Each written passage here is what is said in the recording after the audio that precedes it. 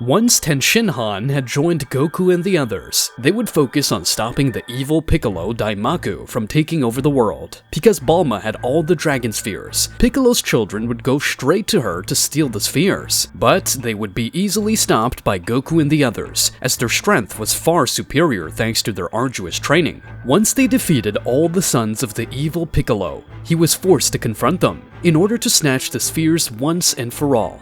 However, he would be totally humiliated by the strength of each of the warriors, who would have no problem fighting him. Krillin would knock him down with a single blow, while Yamcha would give him a kick that would make him bleed, and finally Master Roshi would leave him on the ground with one of his attacks. Seeing himself defeated by them, he would have no choice but to resort to creating one last son. But not just any son, as this would be his reincarnation. Goku was about to give him the coup de grace, but this would give Piccolo Daimaku the opportunity to complete his last plan. As Piccolo, the birth of Piccolo was necessary as well. After he threw the egg containing Piccolo, Goku would end up ending the life of the old Piccolo Daimaku, thus preventing him from causing more trouble. Once they had defeated him, everyone would be calmer, as now the Earth was once again at peace. However, this had only begun, as there were still several dangers they had to be ready for. So Goku knew what their next destination would be.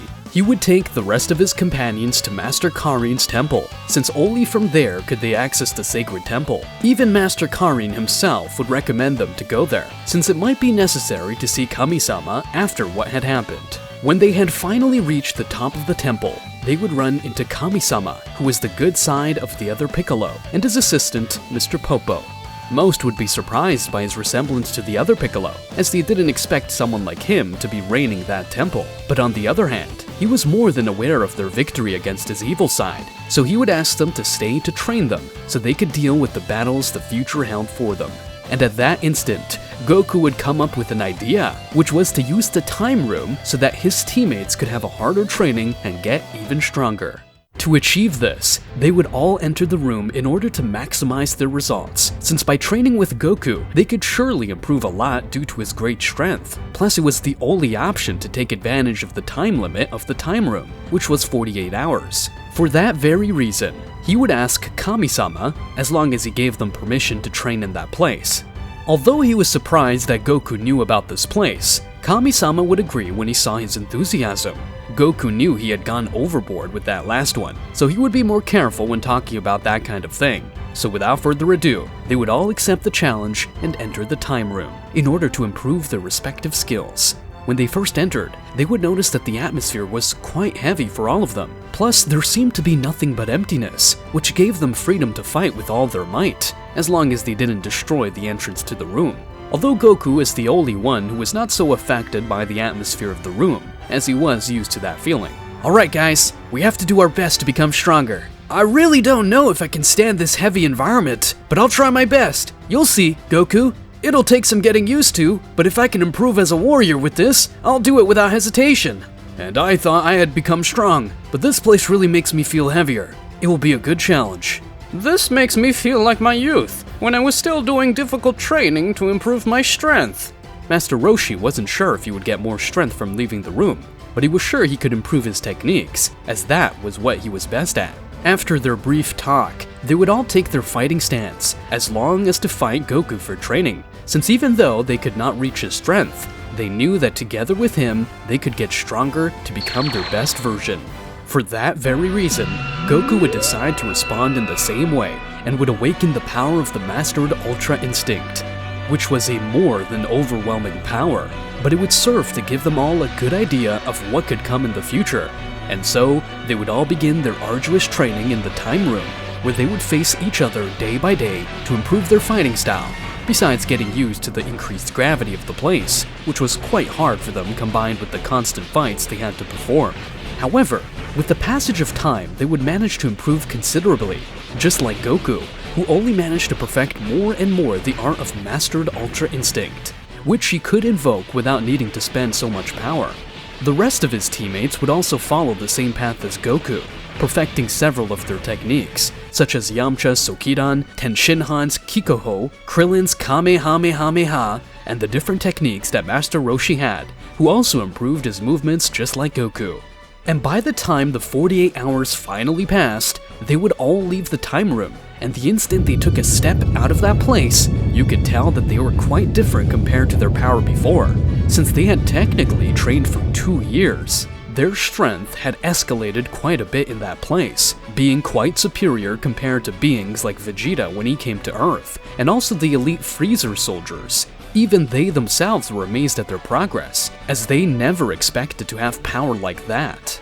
And after that, just like in the original story, 3 years would pass before everyone would participate again in the next tournament, where they would dedicate themselves to train tirelessly to give the best of themselves during the tournament fights. When the time finally came, everyone gathered for the start of the tournament, where they would meet Piccolo himself, who had grown quite a bit while they were training. Although he wouldn't be the only person they would run into, as even Milk had arrived to fulfill the promise he had made to Goku a while back. On the other hand, now that they had all gotten stronger, they weren't afraid of Piccolo, but they preferred to leave that for the battlefield. Goku and the others would end up qualifying as expected, and the first fights would be between them, giving a more intense show than in previous years due to their great strength. However, here again they would leave the Piccolo fight to Goku, because he kept insisting they do it. Because he had appreciated the strength of his teammates, Piccolo would go seriously from the start against Goku, as he wished to eliminate him because of his father's ambition and conquer the world. Goku decided to fight only in his base state, since that way he would be able to corner Piccolo and then show him his true power. Their battle would be quite rough at the beginning, because Piccolo did not mind destroying everything around him if he could defeat Goku, who only stopped Piccolo's attacks with his hands, because he could read all his movements.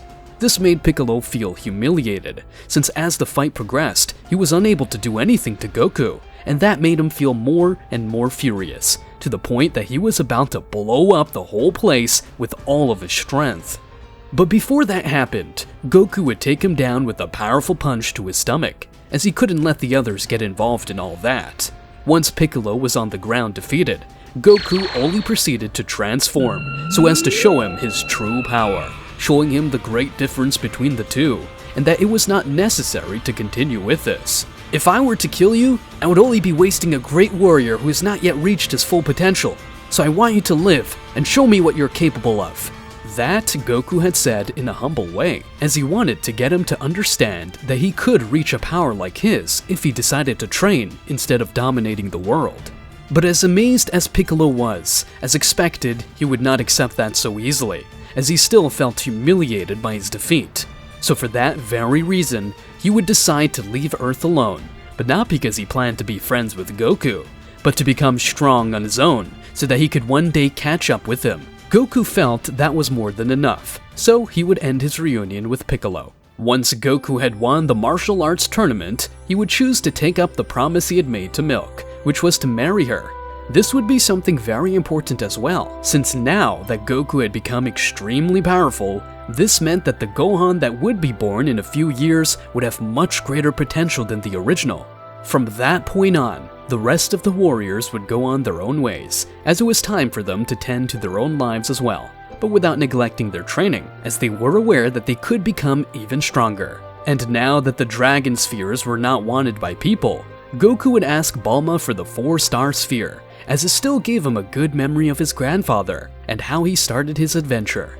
Everything would go on as normal during the years that followed. Piccolo would dedicate himself to train hard to reach his goal, even using the time room, which he had learned about from Kami-sama when he visited the sacred temple in search of more strength. The birth of Gohan would also end up happening, and as expected, he would be born with a pretty big power, although he was clearly still small to handle it. But as he would grow up, Goku would teach him how to handle his incredible strength.